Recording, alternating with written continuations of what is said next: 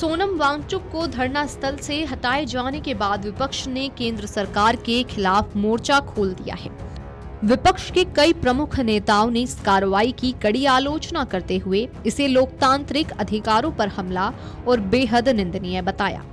आम आदमी पार्टी के संयोजक अरविंद केजरीवाल, सांसद संजय सिंह, कांग्रेस नेता पवन खेड़ा, इमरान प्रतापगढ़ी के साथ साथ समाजवादी पार्टी प्रमुख अखिलेश यादव समेत कई नेताओं ने केंद्र सरकार को निशाने पर लिया और इस पूरे घटनाक्रम पर तीखी प्रतिक्रिया दी।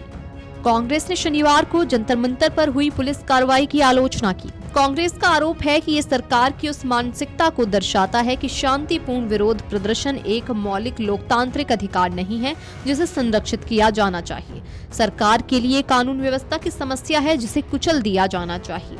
भाजपा पर हमला करते हुए विपक्षी दल ने ये भी कहा कि ये शर्म की बात है कि दुनिया के सबसे बड़े लोकतंत्र पर दुनिया की सबसे अलोकतांत्रिक और लोकतंत्र विरोधी राजनीतिक पार्टी का शासन हो रहा है।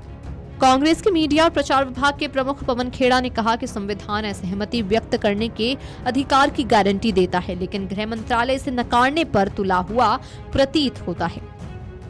वहीं बंगाल की पूर्व सीएम ममता बनर्जी ने एक्स पर लिखा कि सोनम वांगचुक की सेहत और भलाई को लेकर गहरी चिंता है। उन्होंने सिर्फ बातचीत की अपील की थी, लेकिन हफ्तों से उनकी बात पर कोई जवाब नहीं मिला है।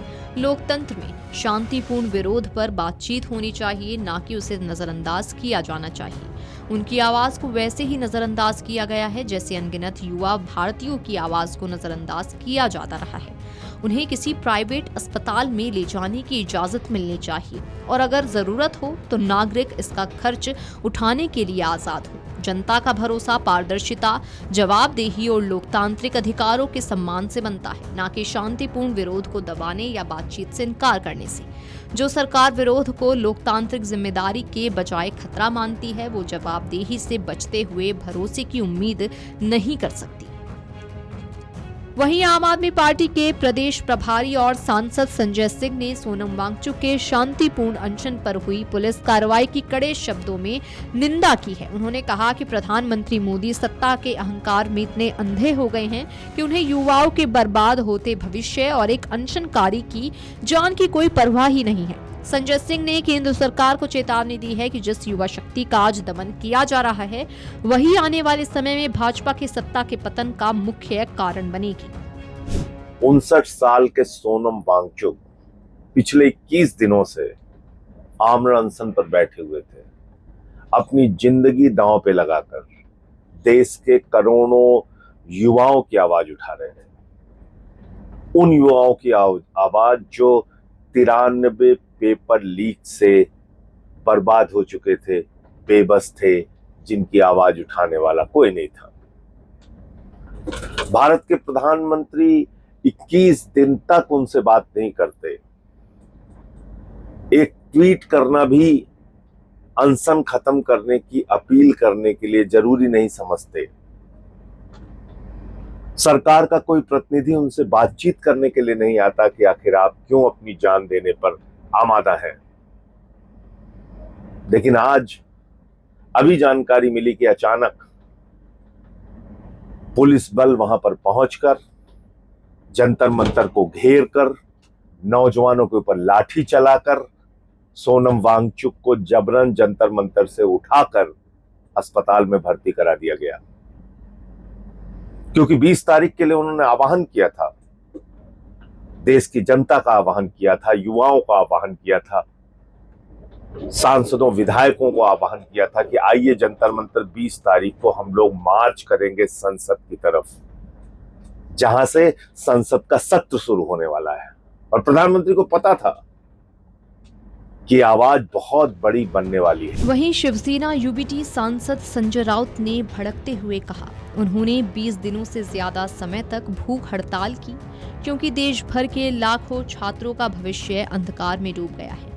अगर उनकी जान इतनी ही जरूरी थी तो उनसे बात की जानी चाहिए थी, एक प्रतिनिधि मंडल आना चाहिए था, लेकिन इसके बजाय आपने उन्हें अस्पताल में भर्ती करा दिया।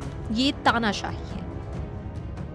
वांगचुक 20 दिन से ज्यादा अनशन कर रहे हैं, अन्न का त्याग किया है उसने, और इसलिए किया है देश के लाखों युवा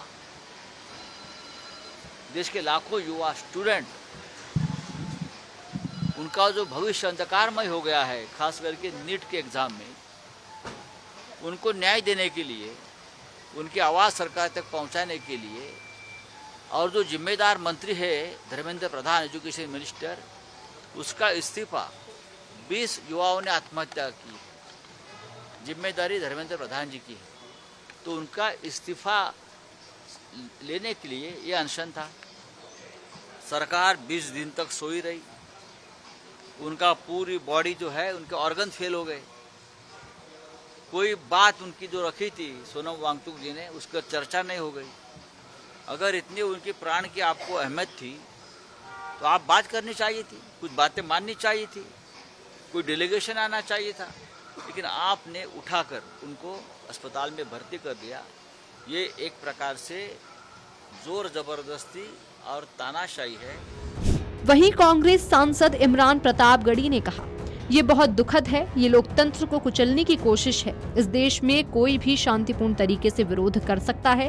इतने दिनों से अनशन कर रहे व्यक्ति से बात करने के बजाय सरकार ने उन्हें जबरदस्ती ले जाना बेहतर समझा। मुझे लगता है कि ये बहुत दुखद है। बहुत दुखद है, लोकतंत्र को कुचलने की ये कोशिश है। इस देश में शांतिपूर्ण तरीके से कोई भी प्रोटेस्ट कर सकता है, और सरकार ने इतने दिन से अनशनरत एक व्यक्ति से बात करने के बजाय उसको घसीटने की प्रक्रिया अपनाई। मुझे लगता है ये बहुत दुखद है। इसके अलावा सपा प्रमुख अखिलेश यादव ने सोशल मीडिया अकाउंट एक्स पर लिखा, सोनम वांगचुक को बल प्रयोग करके जबरदस्ती उनको आमरण अनशन स्थल से उठाकर ले जाना अत्यंत निंदनीय समाचार है। आज सुबह घटी ये घटना थोड़ी ही देर में पूरे प्रदेश और संपूर्ण विश्व में फैल चुकी है। सारी दुनिया और देश भर में सोनम वांगचुक को लेकर गहरी चिंता है और भाजपा सरकार के खिलाफ आक्रोश भी है। जो लोग सादी वर्दी में इस कार्रवाई को अंजाम देने के लिए धोखे से घुसे थे, उनकी पहचान सार्वजनिक की जाए। वहीं सोनम वांगचुक को जंतर मंतर से हटाने पर दिल्ली के पूर्व सीएम केजरीवाल ने केंद्र सरकार पर हमला बोला। अरविंद केजरीवाल ने कहा कि इतना अहंकार ठीक नहीं है। उन्हें जबरन उठाने के बजाय मोदी सरकार को सोनम वांगचुक से बात करनी चाहिए थी। कॉकरोच आंदोलन को कुचलने के बजाय देश की शिक्षा और परीक्षा व्यवस्था सुधारो। सोनम वांगचुक के साथ जबरदस्ती मोदी सरकार की हार है। इतना अहंकार ठीक नहीं है। उन्हें जबरन उठाने की बजाय मोदी सरकार को सोनम वांगचुक से बात करनी चाहिए थी। फिलहाल सोनम वांगचुक को धरना स्थल से हटाए जाने का मामला अब राजनीतिक तूल पकड़ चुका है। वीडियो डेस्क कमरुजाला.com। अगर आप ये वीडियो YouTube पर देख रहे हैं तो हमारे चैनल को सब्सक्राइब कर बेल आइकन दबाएं, और Facebook पर देख रहे हैं तो हमारे पेज को लाइक करें।